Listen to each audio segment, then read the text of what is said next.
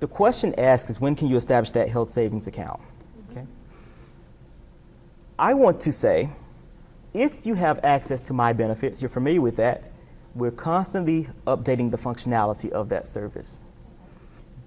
Typically in the past, in order to participate in the medical spending account, the dependent care spending account, the health savings account, there was a separate form that you had to complete. Well, now through My Benefits, when you make your open enrollment election, you'll simply enroll in the medical spending account, if you so desire. You can enroll in the health savings account, if that is something you would like to do. And they have instructions for setting up the account through there. With Open Enrollment, we say it's October 1st to October 31st. Okay? And everyone typically waits until October 31st. Well, you can actually make changes to My Benefits right now.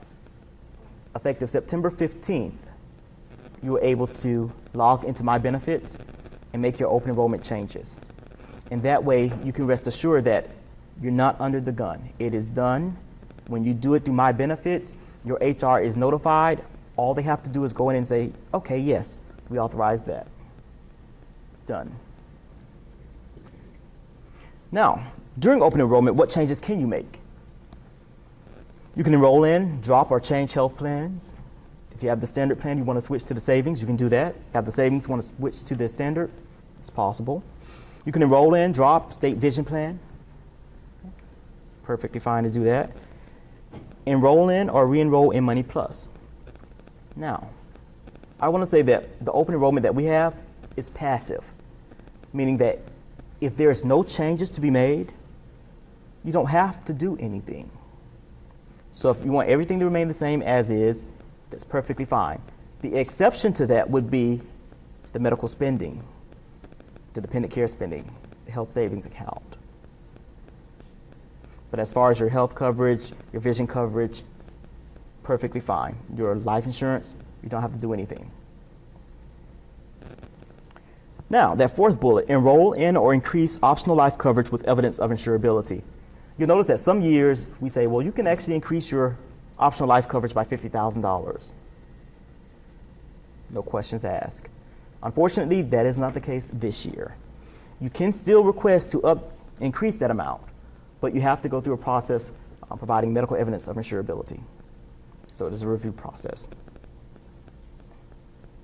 You can enroll in or increase dependent life spouse coverage with evidence of insurability. If you would like to establish life insurance on your spouse, you can do that.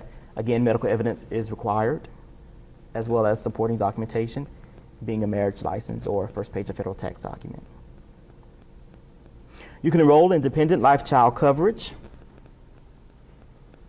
cancel or decrease optional life and dependent life coverage. And I want to talk about those two things because you can enroll your child in dependent life coverage anytime throughout the year. The coverage itself is term insurance, but it's $15,000 worth of insurance. The cost is $1.26.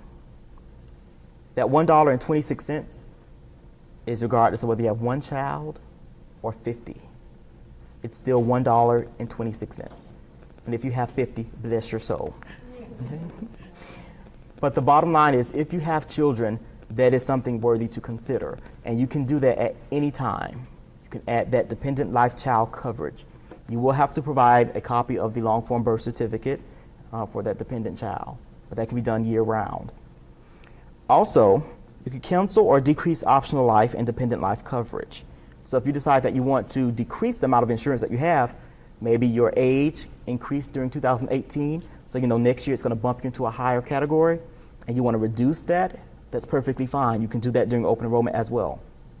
Okay?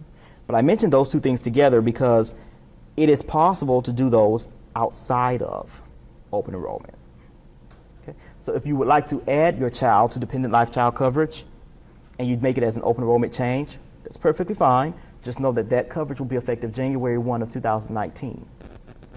If you would like them added, that coverage effective ASAP, which would be October 1st, then in that case, you'll want to go ahead and complete the paper notice of election form to enroll in dependent life child. As far as the decreasing the optional life and dependent life coverage, there may be some issues regarding that during the course of the year, but again, you can make those changes during open enrollment and they will be effective January 1 of 2019. If you need to add a dependent, open enrollment is the time to do so. Again, My Benefits, the functionality there is wonderful. Using My Benefits, you can actually go in and submit your supporting documentation. Okay. You have a child that was not on your coverage previously that you want to add to coverage, or a spouse, you can do that. And you can upload, you can scan or email to your system once you log in, and you can attach it. Comfort of your home and your pajamas. Notice that next to the last bullet, no dental changes for 2019. You can only make your dental changes during odd number open enrollment periods. So whatever dental coverage that you have at this time, it's going to remain until at least January 1 of 2020. Okay. Now, because you cannot make changes to your dental, if you have a plan of action with your dentist, you know there's some work that's going to be done, and we know that the dentist will put a Cadillac in your mouth very quickly. That's one of those things whereas you can't make changes to your dental coverage, but maybe you want to go ahead and establish that medical spending account. Okay. But that being said, you can't make changes to your dental. And as I stated, all of these changes will be effective January 1 of 2019. Now know that if you experience a life event such as marriage, divorce, birth of child, something of that nature, then obviously you can make a change. You have 31 days within that event occurring to make the change. And again, a lot of those changes can be made online. My Benefits, which I spoke of, available 24 hours a day, 7 days a week. Again, wouldn't encourage you to do as most people do and wait until October 31st to make your changes because the server is overloaded and it moves at a snail's pace.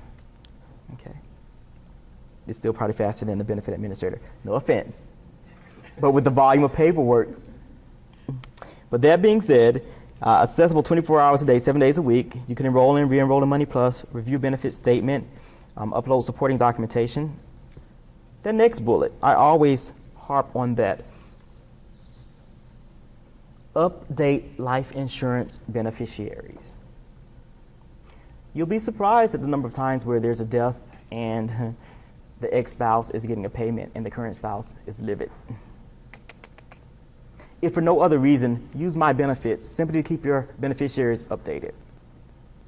I always have my little saying, you're riding home from work, middle of traffic, and they ask you to go to the store for milk. They made you angry.